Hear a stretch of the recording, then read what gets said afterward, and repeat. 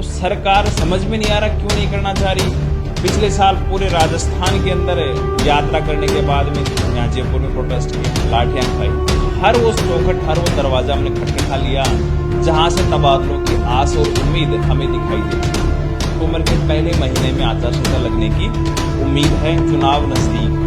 अब हमारे पास में करो या मरो के अलावा कोई रास्ता नहीं बचा।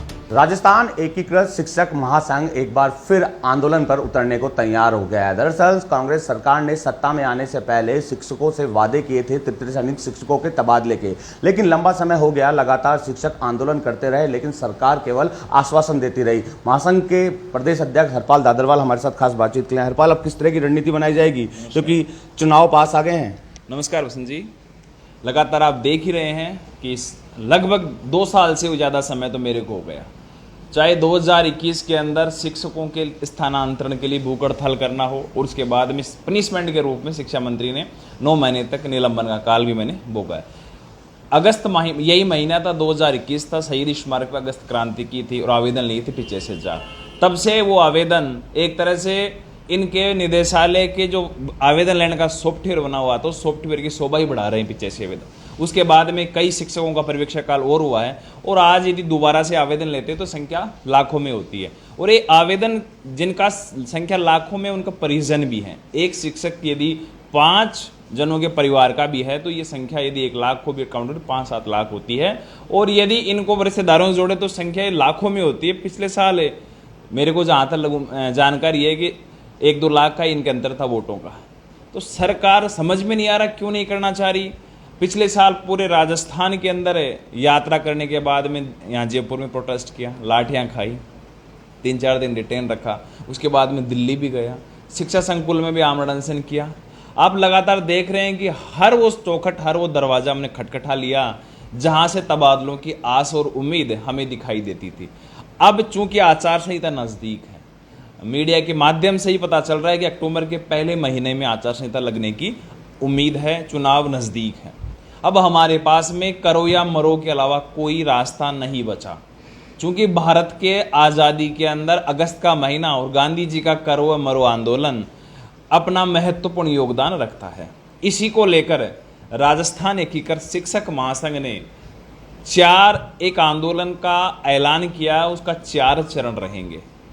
क्योंकि सीधा ही हम यहाँ जयपुर आकर वापस धरना देने की बजाय एक बार जो मुख्यमंत्री महोदय तबादला क्यों नहीं कर रहे उसकी प्रोसेस को हमने समझना चाहा। विधायकों के पास गए तो विधायकों ने कहा कि मुख्यमंत्री जी नहीं करना चाह रहे। शिक्षा मंत्री जी के पास गए, शिक्षा मंत्री जी कहना चाह रहे हैं कि मैं पॉलिसी बना के दे चुका, मुख्यमंत्री जी फैसला लेंगे। तो हमने पहले चरण के अंदर ये जो विधायकों के कुछ लेटर लिखे हैं विधायकों ने, ऐसे हमारे पास में लगभग 50 के आसपास विधायकों से हमने पत्र लिखवाए। और यहाँ तक कि इसमें कुछ तो पूर्व राज्य मंत्री, वर्तमान राज्य मंत्री रघु शर्मा जी ऐसे लोग भी हैं और 50 में से 46 तो ऐसे हैं जो वर्तमान में विधायक हैं। इसके अलावा यदि मैं संख्या बताऊं तो जनप्रतिनिधि, कोई पंचायत समिति का सदस्य, प्रधान है, सांसद है, वो भी ये चाह रहे हैं। तब हम मुख्यमंत्री महोदय से आपके माध्यम से पूछना चाहेंगे, और भी अन्य माध्यम हमने योजना बनाई है कि जब आपके विधायक चाह रहे हैं, आपके जनप्रतिनिधि चाह रहे हैं और सामान्य शिक्षक उनका परिवार चाह रहा है, तो आपको तबादले करने में कौन सा जोर आ रहा है? भरी सभा में पीसी चीफ गोविंद सिंह डोटासरा कहते हैं शिक्षकों के कार्यक्रम में कि शिक्षा मंत्री जी शिक्षकों के तबादले कर दीजिए, नहीं तो चुनाव में हमारे कपड़े फाड़ेंगे। फिर भी तबादले नहीं हो रहे।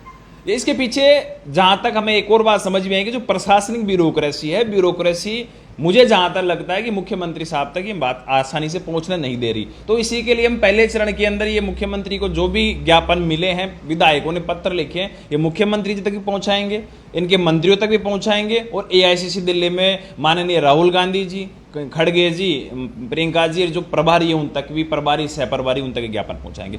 फिर भी यदि कोई निर्देश स्पष्ट तबादलों का नहीं होता है तो इन्हीं ज्ञापनों को हम बैनर में लगाकर, चाहे फिर वो राजधानी जयपुर में लगाना हो, दिल्ली लगाना हो, और इसमें साफ से लिखेंगे मुख्यमंत्री जब आपके विधायक चाहते हैं जनप्रतिनिधि तबादला क्यों नहीं कर रहे। और साथ में आपने देखा होगा हमने शुरुआत कर दी, अभी कुछ दिनों पहले हमने 12 के अंदर वोट ट्रांसफर नहीं तो वोट नहीं के बैनर होर्डिंग लगाए हैं। हमारी तैयारियां बड़े स्तर पे हैं। 200 विधानसभाओं में, जिन विधानसभा में वर्तमान एमएलए कांग्रेस पार्टी के हैं, उन विधानसभाओं में तो कम से कम होर्डिंग भी लगेंगे और पोस्टर भी लगेंगे। बसंत जी, मैं तो आपको कहना चाहूंगी, तैयारियां कुछ ऐसी हैं कि मोटरसाइकिल का जो सामने का जो आता है ना, वहां भी एक कोबरा, वहां भी पोस्टर लगाने की, वो लबीनाएं लगाने की हमने तैयारियां कर ली हैं और हमारा प्रिंटिंग पे काम चालू हो चुका है। एक ही मुद्दा है, यदि आपने हमारा ट्रांसफर नहीं किया तो ये तृतीय श्रेणी का शिक्षक, उनके परिजन तो आपको वोट नहीं देंगे। और उसके बाद में जिस प्रकार दिसंबर में यात्रा की, समय कम है लेकिन 5-10 दिन के अंदर मारवाड़ और मेवाड़ में जाकर शिक्षकों को वापस जगाएंगे और रक्षाबंधन अब की बार शिक्षक जयपुर में ही मनाएगा। लेकिन हरपाल, ये लगता नहीं कि शिक्षक टुकड़ों में बटे हुए हैं, अलग अलग संगठनों द्वारा प्रदर्शन किए जा रहे हैं, एक जगह पर लाने की जरूरत भी है?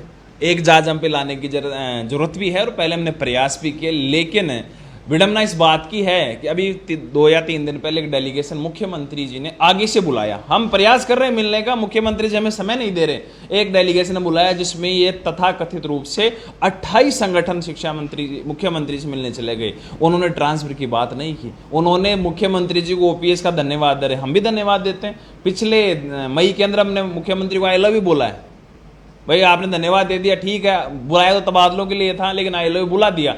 तो बार बार मैं तो ये कहना, शिक्षक संगठन है, अब ये लड़ाई शिक्षक संगठनों में नहीं बची।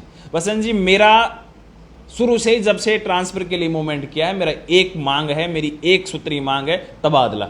क्योंकि कल रात को हमारी एक मीटिंग थी, उस मीटिंग के अंदर शिक्षक जो जुड़े वो अपने पैर दिखा रहे थे। कई शिक्षकों के पैर नहीं है, कईयों के कैंसर जैसी असाध्य रोग की बीमारी है, कई प्रकार के लोग आस और उम्मीद लगाए बैठे हैं। अन्य संगठन क्या कर रहे हैं क्या नहीं कर रहे, इससे मुझे जहां तक लगता है अब शिक्षकों को फर्क नहीं पड़ना चाहिए। शिक्षकों की मांग स्वयं की है, उनको पीड़ा खुद की है। वो कहते हैं जिसकी चोट लगती है मरहम उसी को चाहिए। तो अब शिक्षक जाग चुका है और ये संगठनों की जंजीरों को तोड़ेगा और अवश्य अब अपनी मांग को लेकर रक्षाबंधन जयपुर मनाने के लिए अवश्य पधारेगा। इस रक्षाबंधन जयपुर मनाने के साथ में ये सत्याग्रह रूपी जो करो मरो का आंदोलन है, ये तबादला सूची जारी होने तक जारी रहेगा। इसके बीच यदि प्रशासन हमें उठाता है और यदि जेल में डालता है, उसके लिए भी तैयार है, क्योंकि हमारे आंदोलन का नाम ये करो या मरो है। फिर भी यदि सरकार नहीं मानती है, बर्बरता रूप से करती है, तो सरदार शहर ज्यादा दूर नहीं है। पूरा राजस्थान मैंने घूम रखा है, फिर से घूम रहा हूं। सरदार शहर जहां मुख्यमंत्री जी निर्वाचित होते हैं, बीकानेर जहां शिक्षा मंत्री निर्वाचित होते हैं, उन 2 विधानसभाओं में काफी पानी की टंकियां भी हैं और वहां के मतदाता भी हैं। उनको जाकर इनके ने जो किया, ट्रांसफर तो एक मुद्दा है, ट्रांसफर के अलावा शिक्षा विभाग में बहुत सा काम है जो होने चाहिए थे, नहीं हुए। तो फिर आवश्यकता पड़ी तो वहां दोनों के दोनों निर्वाचन क्षेत्रों में मतदान होने तक, उसके लिए चाहे फिर हमें पीएल सीएल सस्पेंड दोबारा होना पड़े, होंगे, लेकिन ट्रांसफर तो होगा बसेन जी, या तो सरकार का होगा या अध्यापकों को होगा। बिल्कुल निश्चित तौर पर करो या मरो के लिए तृतीय श्रेणी शिक्षक पूरी तरह से तैयार हो गए हैं। सरकार पर वादा खिलाफी का आरोप भी लगाया जा रहा है, तबादला नहीं तो वोट नहीं, और वोट की चोट देने के लिए भी शिक्षक पूरी तरह से तैयार हो गए हैं। वसंत पांडे, TV9 जयपुर।